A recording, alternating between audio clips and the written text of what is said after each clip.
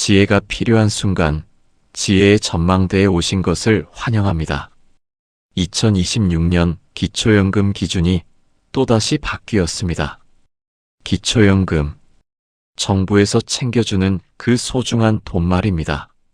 많은 분들이 이렇게 생각하십니다. 65세만 넘으면 누구나 받는 거 아니야? 하지만 현실은 다릅니다. 통장에 돈이 단 이 금액만 넘어도 정말로 단 한 푼도 받지 못하는 상황이 벌어집니다. 매달 34만 원, 5년이면 2천만 원이 되는 엄청난 금액인데 황당한 통장 잔고 하나 때문에 모든 것이 끊겨버릴 수 있습니다. 더욱 절망적인 건요, 그 돈이 자녀가 빌려준 금액이든 보험금이든 오랫동안 묵혀있던 적금이든 국가는 무조건 있는 돈으로만 계산해버린다는 살벌한 사실입니다. 그 돈 잠깐 맡겨놨던 거였는데요. 저는 쓴 적도 없고 제 돈도 아닙니다. 몰랐어요. 이런 필사적인 설명들은 모두 허사입니다. 국가 앞에서는 통하지 않습니다. 누군가는 매달 기초연금으로 여유를 누리지만 누군가는 같은 나이에도 한 푼도 받지 못합니다. 그 차이 도대체 뭘까요? 기초연금은 자동으로 입금되지 않습니다. 본인이 직접 신청해야 하고 조건을 정확히 맞춰야 합니다. 신청 한 달만 늦어도 1년에 400만 원, 5년이면 2천만 원이 증발합니다. 지난달에 보험 예약했는데 괜찮겠죠?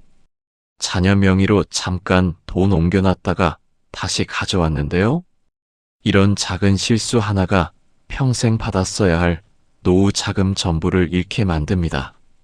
정부는 한 번 놓친 기회를 되돌려주지 않습니다. 이 실수들 하나라도 해당되시나요? 지금 구독 눌러서 절대 놓치지 마세요. 바로 해결법 알려드립니다. 모르면 큰 손해를 보고 알면 완전히 다른 인생을 살 수 있는 이 제도.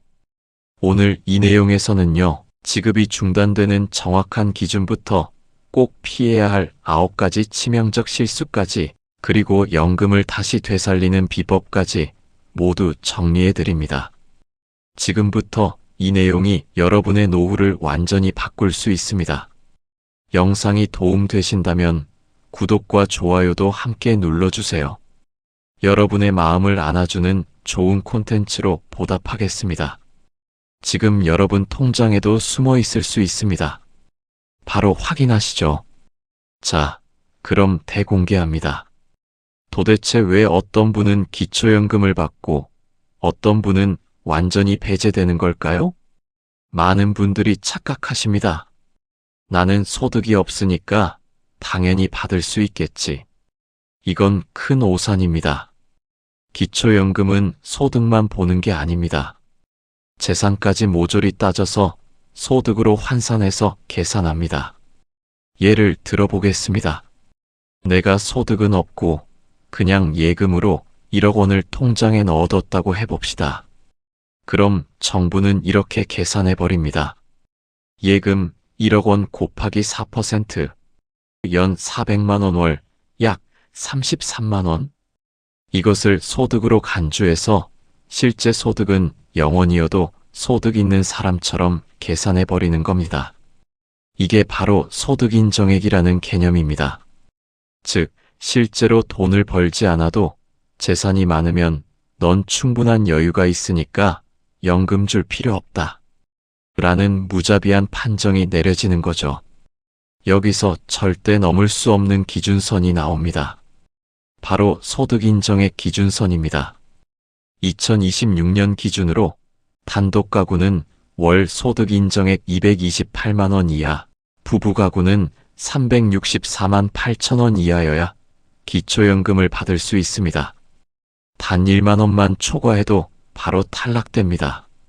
예를 들어 월 50만 원짜리 월세 수입이 있고 예금이 약 7천만 원 정도 있다면 이 둘을 소득으로 환산해 합산했을 때 소득인정액 기준을 초과하게 되면 기초연금은 단 한 푼도 지급되지 않습니다. 나는 진짜 아무 소득도 없는데 왜 탈락이지? 이 절규 같은 외침을 내는 분들 정말 많습니다. 집도 없고 일도 안 하는데 왜 나만 못 받아요? 하고 눈물 흘리시는 분들이요. 예를 들어 어떤 분은 전세 보증금 1억 2천에 살고 계셨습니다. 소득도 없고 자식 도움 없이 혼자 사는 분이었죠. 당연히 받을 줄 알았습니다. 그런데 결과는 탈락. 이유는 전세 보증금이 너무 높다라는 거였습니다. 전세 보증금도 무시무시하게 재산으로 보고 소득으로 환산하기 때문에 기준을 초과하면 자동으로 탈락됩니다. 이해는 안 되지만 제도는 그렇게 작동합니다. 특히 최근 몇 년 사이 소득 환산율과 기준 금액이 계속 요동치고 있어서 전엔 됐는데 갑자기 안 된대요 하시는 분들이 정말로 많습니다. 그리고 또 하나의 치명적 사실. 배우자 소득 재산까지 전부 합산해서 계산됩니다. 남편이 직장 다니고 있어서 월급 조금이라도 있으면, 아내가 조그만 임대 수익 있으면, 나의 개인 상황과는 상관없이 가구 전체 소득으로 판단되기 때문에 나는 받을 자격이 있다고 생각해도 알고 보면 무서운 탈락 통보가 날아옵니다. 그러다 보니 나는 당연히 받을 줄 알았는데 왜 탈락이야? 이런 씁쓸한 상황이 거의 매일 나타납니다. 그런데요, 이런 피해는 대부분 몰라서 생긴 실수 때문입니다. 지금부터 말씀드릴 9가지 실수 중 단 하나만 걸려도 기초연금은 단 한 푼도 못 받습니다. 꼭 끝까지 확인하세요. 그리고 이제부터라도 바꾸면 다시 받을 수 있습니다. 첫 번째 실수, 가족 계좌에 돈 잠깐 넣었다가 다시 빼는 행동입니다. 우리 집 애들한테 잠깐 맡겼다 뺀 건데요. 이 말 절대 통하지 않습니다. 통장에 찍힌 기록은 그냥 이체가 아니라 자산 이동으로 인식됩니다. 즉, 증여로 보일 수 있다는 겁니다. 잠깐이든 오래든 기록은 그대로 남고 기초연금 산정할 때 재산으로 포함됩니다. 두 번째 실수, 차명으로 적금 넣었다가 본인이 찾는 행동. 예를 들어 아들 이름으로 적금을 넣었다가 나중에 엄마가 찾아가면 어떻게 될까요? 국민연금공단은 이런 행위까지 본인의 금융자산으로 간주할 수 있습니다. 실제로 이런 경우 연금 전액 삭감된 사례도 있습니다. 세 번째 실수, 본인 소유 부동산을 자녀에게 싸게 넘기는 행위. 시세보다 너무 낮은 가격으로 넘기면 그 차액만큼은 증여로 보고 증여세가 붙을 수 있습니다. 뿐만 아니라 기초연금에서도 재산이 줄었지만 실질은 그대로라고 판단돼 연금 감액 사유가 됩니다. 네 번째 실수, 사업자 등록을 유지한 채 아무 소득 없는 척하는 것. 소득이 없어도 사업자 등록만 유지돼 있으면 추정소득이 계산됩니다. 즉, 실제 소득은 없는데 있는 걸로 간주해서 기초연금이 삭감될 수 있는 겁니다. 폐업 신고하지 않은 상태라면 주의하셔야 합니다. 다섯 번째 실수, 고급 자동차를 보유하고 있는 경우. 여기가 중요한데요. 2024년부터 기준이 바뀌었습니다. 예전에는 배기량 3000cc 이상 또는 차량가액 4천만 원 이상이면 고급차로 분류됐습니다. 하지만 지금은 배기량 기준이 완전히 폐지됐습니다. 2024년부터는 오직 차량가액만 봅니다. 차량가액이 4천만 원 이상인 승용차, 승합차, 이륜차가 고급 자동차로 분류됩니다. 고급 자동차로 분류되면 그 차량가액이 월 소득으로 100% 반영됩니다. 예를 들어 4,500만 원짜리 차를 가지고 있다면 그 4,500만 원이 그대로 한 달 소득으로 잡힌다는 겁니다. 당연히 기초연금은 받을 수 없게 되죠. 그런데 반대로 차량가액이 4천만 원 미만이면 배기량이 3000cc가 넘어도 일반 자동차로 분류됩니다. 일반 자동차는 연 4%만 소득으로 환산하기 때문에 기초연금 받는데 큰 영향을 주지 않습니다. 그리고 또 하나, 차가 몇 대든 상관없습니다. 고급차만 아니면 됩니다. 예를 들어 1천만 원짜리 차 3대를 가지고 있어도 각각이 4천만 원 미만이면 전부 합쳐서 연 4%만 적용되는 거죠. 심지어 오래된 차라도 고가 수입차로 분류되면 기초연금이 전혀 나오지 않을 수 있으니 현재 차량가액을 꼭 확인해 보셔야 합니다. 6번째 실수 보험을 해약하면서 환급금을 수령한 경우입니다. 오래된 보험 하나 정리했을 뿐인데 그 환급금이 재산으로 간주돼 연금이 탈락된 사례가 많습니다. 특히 수천만 원 단위로 해약금이 들어오면 소득 인정의 기준을 훌쩍 넘겨버립니다. 필요해서 해약한 건데요? 이 말 전혀 통하지 않습니다. 7번째 실수 자녀명의 통장을 대신 관리하면서 자유롭게 출금하는 경우, 이건 세무조사에서도 자주 걸리는 유형인데요.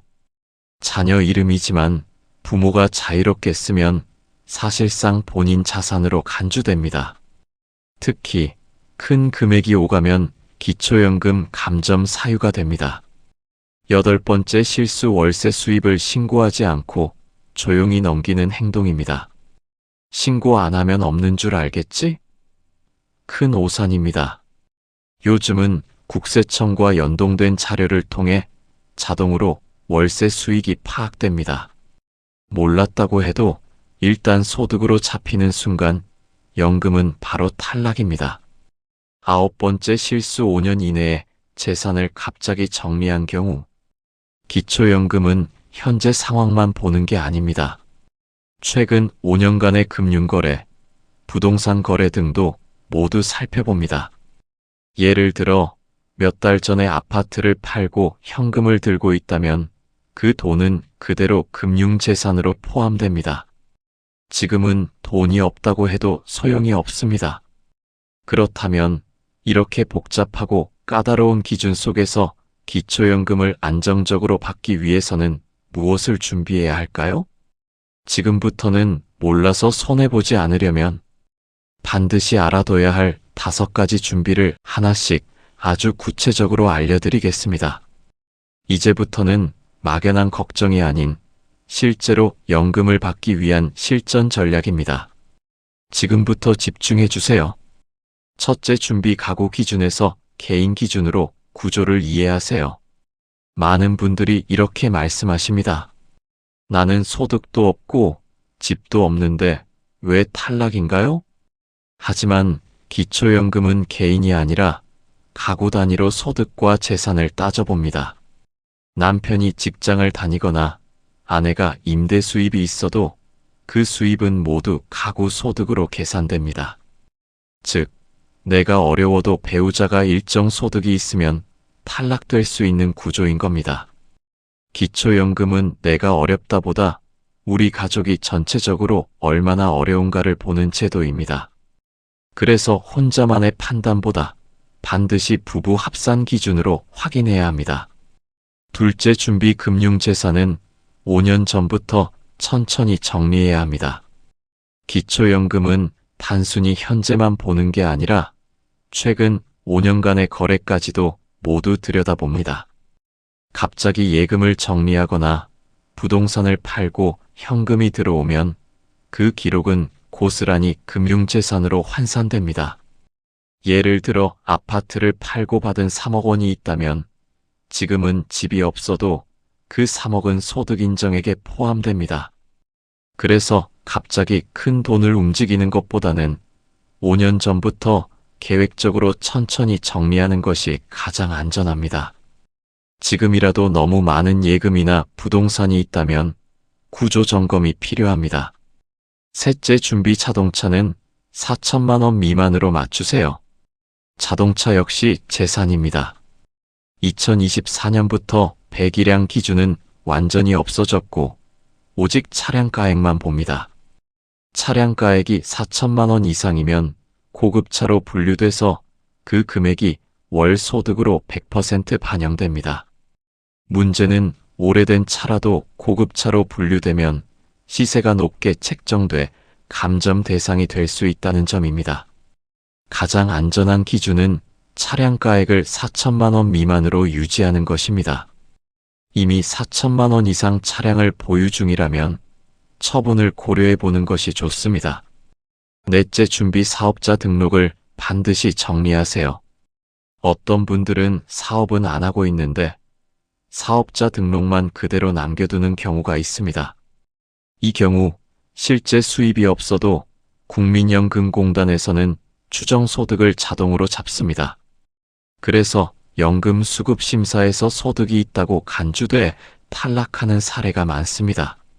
사업을 하지 않고 계시다면 반드시 홈택스에서 폐업 신고를 완료해 주셔야 합니다. 다섯째, 준비 자녀 명의로 된 자산 반드시 따져보세요. 예를 들어 자녀 이름으로 적금을 넣고 부모가 직접 관리하거나 찾는다면 이건 사실상 부모 자산으로 판단됩니다. 기초연금 심사에서는 명의보다 실제 사용권이 누구에게 있는지를 더 중요하게 보기 때문입니다. 즉, 자녀명의 통장이 있어도 부모가 자유롭게 입출금하고 있다면 해당 금액은 전부 본인의 금융재산으로 간주돼 불이익이 발생할 수 있습니다. 자, 그럼 실제로 기초연금을 받기 위해선 어떻게 준비해야 할까요? 그냥 가만히 있으면 주는 거 아니냐? 하고 계시면 안 됩니다. 신청도 직접 해야 하고 내 자산 상태도 미리 점검해둬야 합니다. 잘못 관리하면 조건은 되는데도 탈락할 수 있어요. 첫째, 예금은 쪼개서 분산 관리하세요. 그냥 한 통장에 다 넣어두는 게 편하잖아. 뭐가 문제야? 이렇게 생각하시는 분들 의외로 많습니다. 하지만 기초연금에서는 그 편함이 오히려 불리하게 작용합니다. 예를 들어 A 어르신이 통장 하나에 예금 1억 원을 묶어두고 계셨습니다. 아무리 안 쓰고 가만히 있어도요, 이건 그대로 재산으로 잡혀서 월 소득으로 환산됩니다. 4%의 이자율을 적용하면 그냥 가지고만 있어도 한 달에 약 33만 원을 번 것처럼 계산되는 거죠.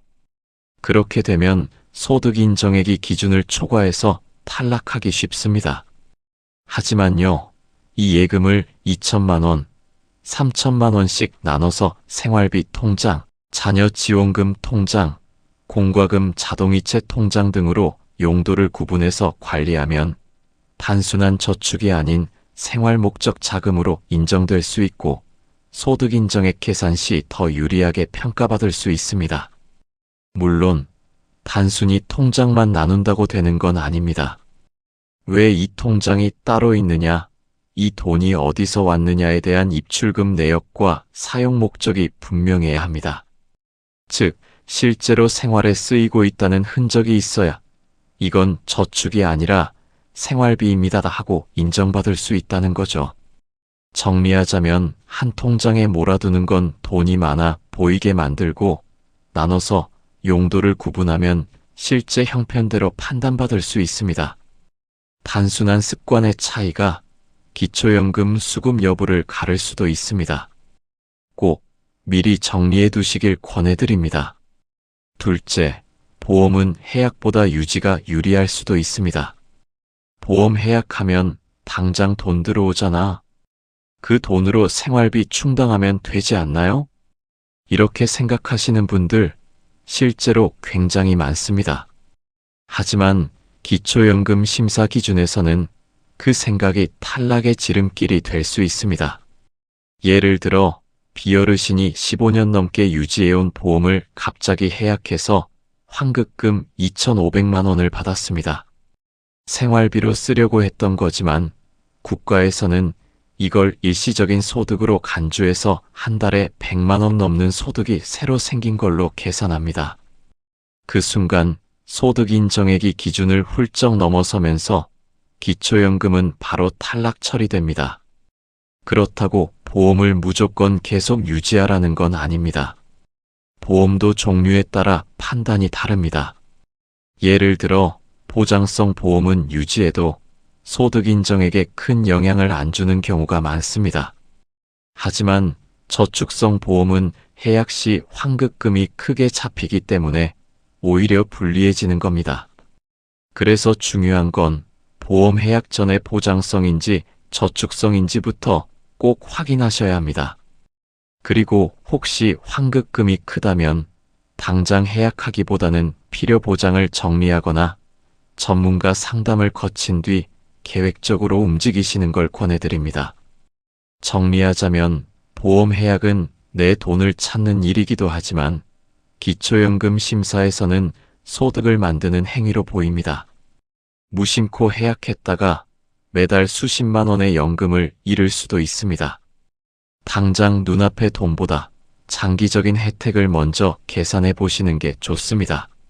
셋째, 전세금이 높다면 월세 전환도 고려해 보세요. 나는 집 산 것도 아닌데 그냥 전세인데 왜 불리해요? 이런 말 정말 많이 듣습니다. 하지만 기초연금 심사에서는 전세도 재산으로 봅니다. 그게 바로 문제입니다. 예를 들어 시어르신이 살고 있는 전셋집 보증금이 1억 6천만 원의 4%는 연 640만 원, 즉 한 달에 53만 원을 버는 것처럼 계산한다는 뜻입니다. 그렇게 되면 소득 인정액이 초과되어 연금 수급이 어려워질 수 있습니다. 그렇다면 방법은 없을까요? 있습니다. 바로 전세를 월세로 일부 전환하는 겁니다. 물론 월세는 매달 나가는 돈이라 걱정이 되시겠지만 기초연금 심사에서는 소득보다 지출이 많은 사람이 형편이 더 어렵다고 판단됩니다.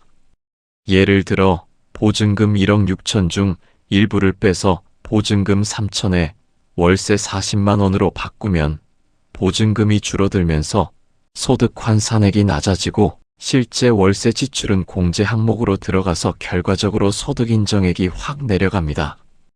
단 여기서도 주의할 점은 있습니다. 형식만 월세로 바꿨지 실제로는 돈을 안 내는 구조거나 자녀 집에 살면서 계약서만 그렇게 만든 경우 오히려 조사가 들어올 수 있습니다. 그래서 반드시 실제 임대차 계약서를 갖추고 계좌이체로 월세가 나간 기록까지 있어야 제대로 인정받을 수 있습니다. 정리하자면 전세는 내 집이 아니어도 재산으로 잡히고 월세는 지출로 빠진다는 원칙만 기억하시면 됩니다. 혹시 전세 보증금이 1억 5천 이상이라면 한 번쯤 전환을 고려해 보시는 게 수급 차격 유지에 훨씬 유리할 수 있습니다. 넷째, 세무사 또는 공인중개사 상담을 활용하세요. 내 재산이 많지도 않은데 굳이 전문가까지 찾아가야 하나요? 이렇게 생각하시는 분들 참 많습니다. 하지만 실제로는 딱 그 애매한 재산 구조 때문에 탈락하는 경우가 굉장히 많습니다. 예를 들어 디어르신의 경우 통장에 예금 4천만 원, 전세 보증금 1억 3천, 자동차 시세가 1천만 원 정도였는데요. 이 세 가지를 합치면 소득 인정액이 살짝 기준을 넘어서 탈락하셨습니다. 그런데 알고 보니 자동차는 거의 폐차 직전이었고 예금의 절반은 장례비로 자녀가 미리 입금해둔 돈이었습니다. 이런 건 적절히 설명만 됐어도 계산에서 빠질 수 있는 항목들이었습니다. 문제는요, 설명할 줄 몰라서 혹은 굳이 이야기하지 않아도 되겠지 하고 넘어가서 그냥 있는 그대로 다 소득으로 간주돼 버린 겁니다. 바로 이런 경우 세무사나 공인중개사의 상담이 큰 도움이 됩니다.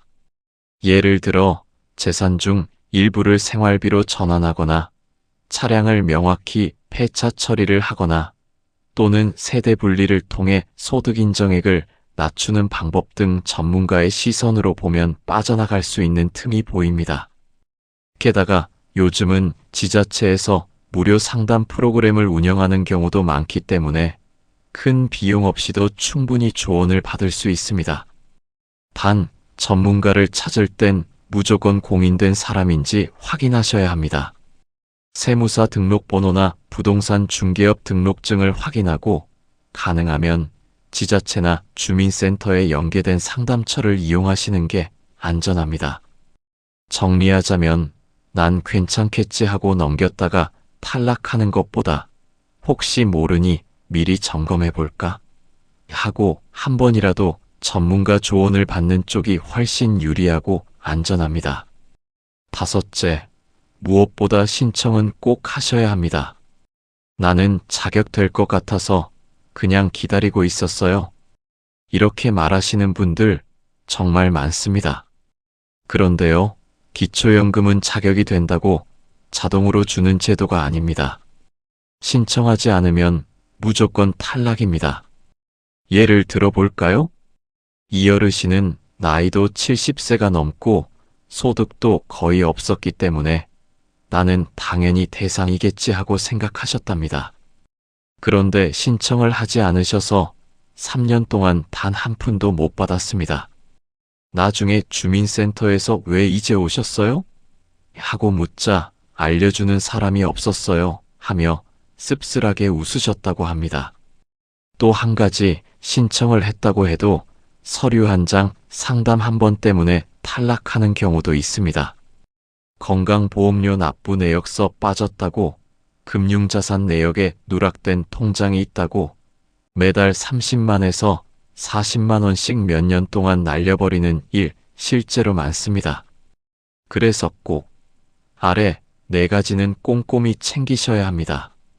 노인맞춤 돌봄 서비스 신청 여부, 기초연금과 연계될 수 있는 지원제도라 미리 체크해야 유리합니다. 기초생활수급자 여부, 중복되거나 혼동되는 항목이 있을 수 있으니 신청 전에 상담이 필요합니다.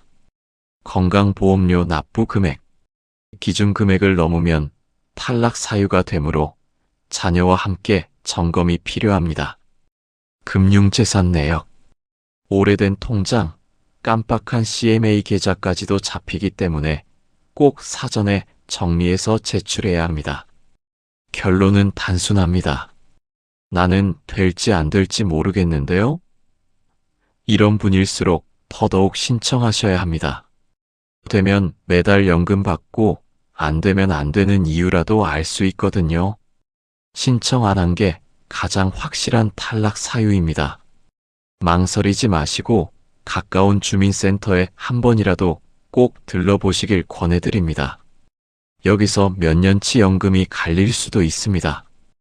여러분, 지금까지 기초연금 받는 방법과 주의할 점을 자세히 살펴보셨습니다. 그런데요, 기초연금 하나만으로는 부족하다고 느껴지는 분들 꽤 많으실 겁니다. 이 돈으로는 약값도 빠듯한데 뭐 다른 방법은 없을까요? 이 질문 너무나도 많습니다. 사실 있습니다. 기초연금 외에도 나라에서 마련해둔 노후 생활비를 위한 제도들이 여러 가지 있습니다. 단, 이것도 아는 사람만 챙겨갑니다. 모르면 못 쓰고 신청 안 하면 한 푼도 못 받습니다. 오늘은 특히 도움될 수 있는 4가지를 알려드릴게요. 잘 보시고 해당되시는 게 있다면 꼭 챙기시길 바랍니다. 첫 번째, 주택연금입니다. 내 집은 있는데 당장 생활비가 없어요.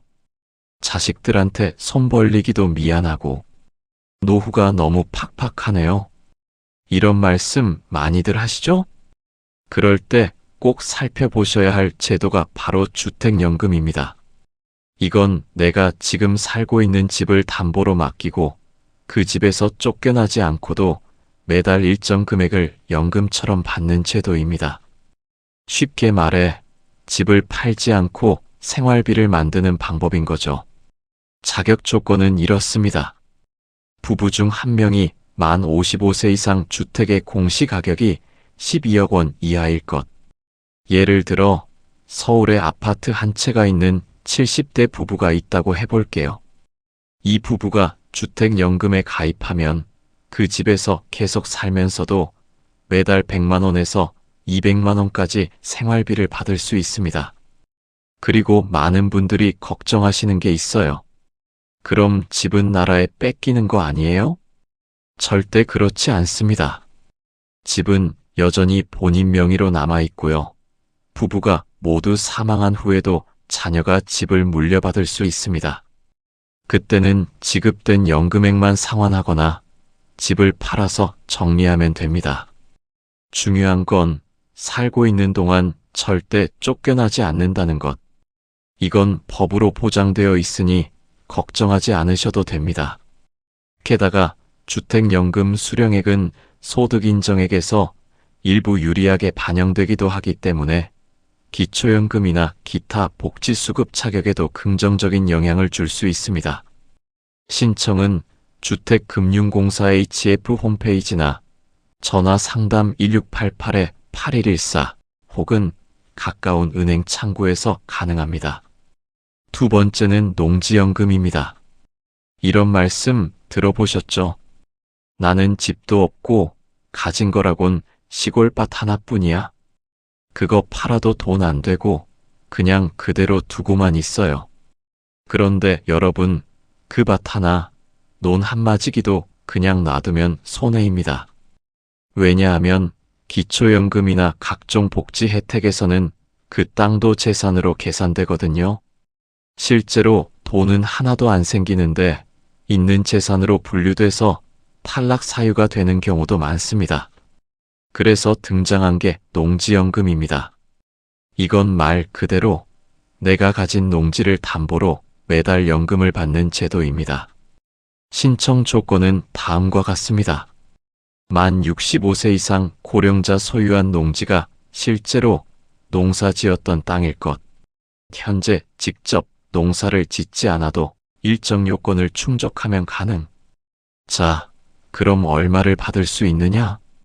농지의 위치, 크기, 시세에 따라 달라지긴 하지만 적게는 월 20만 원, 많게는 월 80만 원 이상까지도 수령 가능합니다.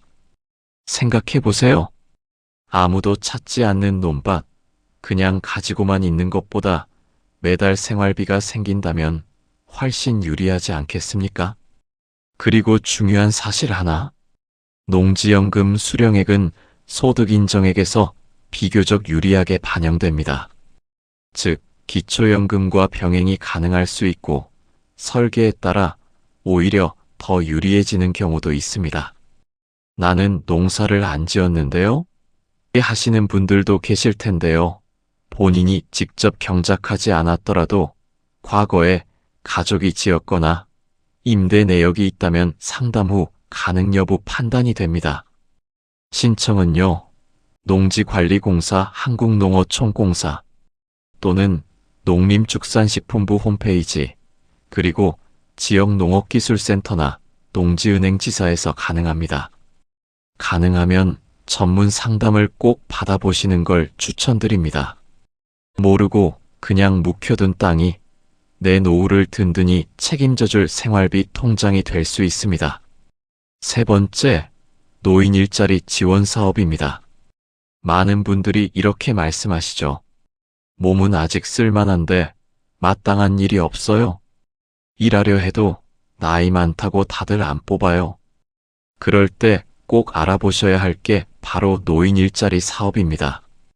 이건요, 단순히 돈 벌기 위한 일자리가 아닙니다. 건강도 챙기고 사회와 연결되는 기회이기도 합니다. 자, 하나씩 알려드릴게요. 신청 자격은 만 60세 이상이면 대부분 가능합니다. 다만 유형에 따라 나이 제한이나 소득 기준이 조금씩 다를 수는 있으니 가까운 주민센터나 시니어 클럽에 가시면 상담해줍니다. 일자리는 생각보다 다양합니다. 예를 들면요. 어린이 보호구역에서 교통지원 활동, 동네 경로당이나 복지시설의 안내, 도우미 초등학교 앞에서 안전지킴이 역할, 공원이나 동네 환경을 정리하는 공공시설 정비 활동, 취약계층 가정을 방문해 말벗이 되어드리는 사회서비스형 일자리. 대부분 하루 2에서 3시간, 주 3회 정도의 활동으로 한 달 기준 약 27만에서 30만 원. 정도의 활동비를 받을 수 있습니다. 중요한 건 이 활동비는 소득으로 간주되지 않기 때문에 기초연금과 중복수급도 가능합니다.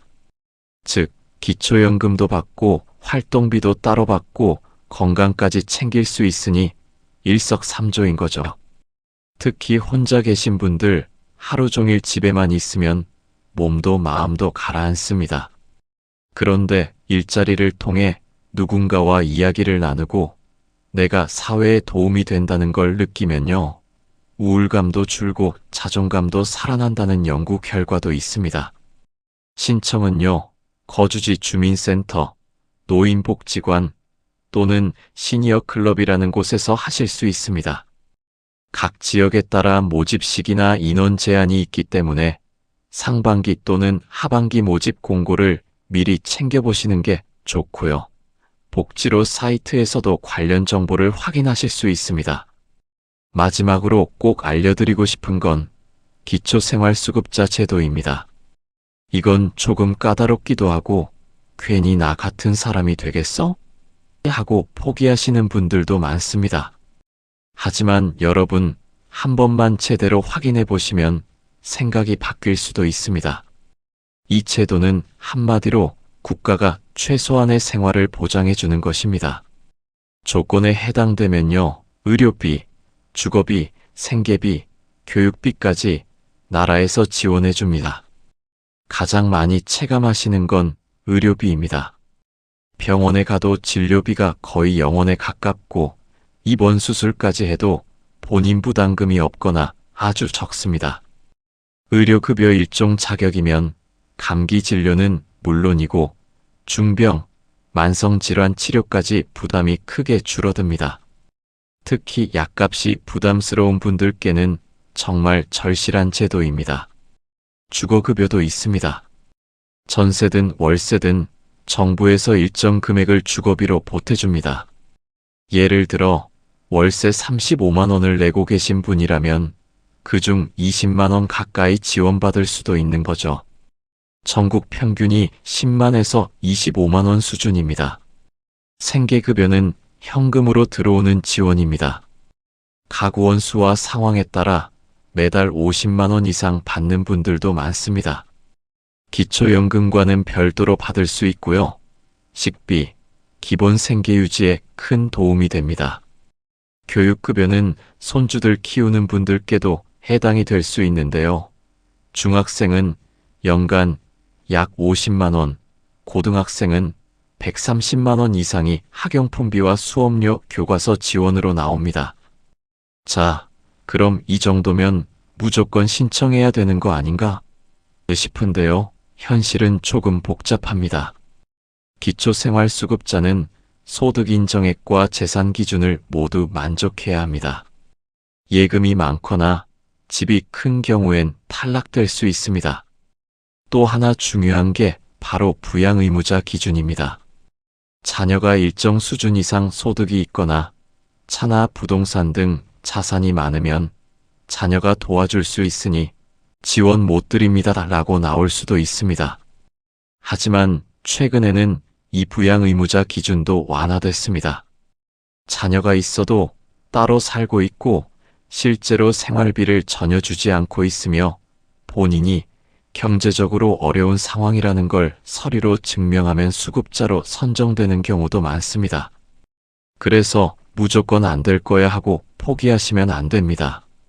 주민센터 복지 담당자에게 방문하시거나 복지로 사이트에서 모의 계산을 해보시면 내가 지금 받을 수 있는지 확인이 가능합니다. 무엇보다 중요한 건 상담만 받아도 불이익은 전혀 없다는 것입니다. 오히려 지금은 몰라도 상황이 바뀌었을 때 우선순위로 등록되어 있을 수도 있죠.